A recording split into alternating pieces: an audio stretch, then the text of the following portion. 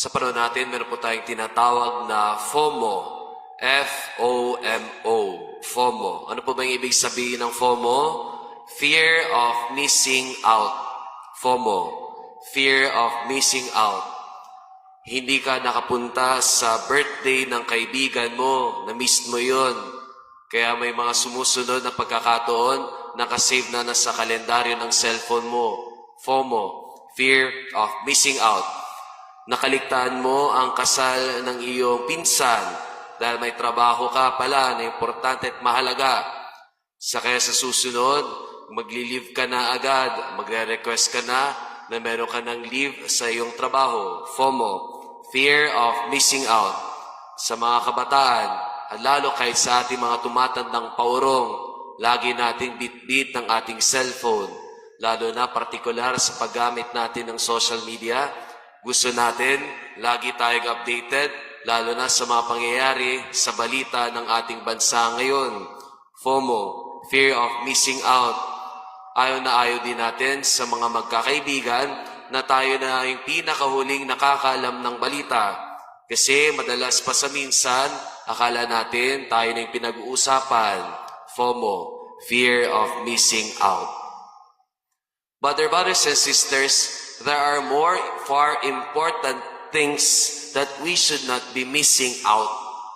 May mas mahalaga pang bagay na dapat natin hindi ma-miss.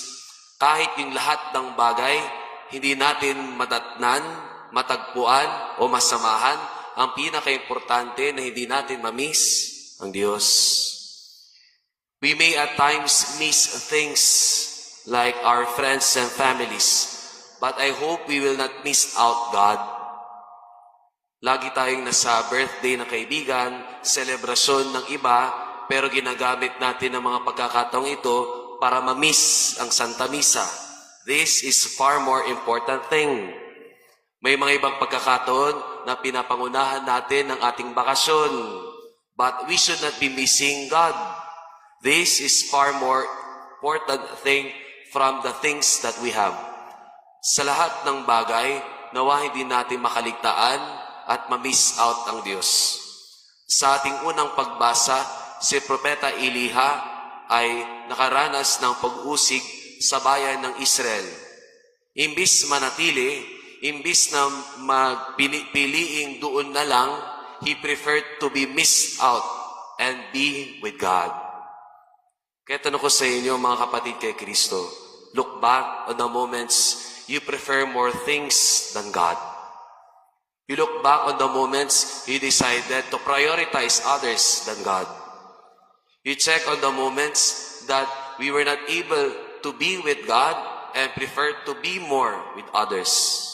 Remember, our priority is God, and we should not be missing out in every day of our lives.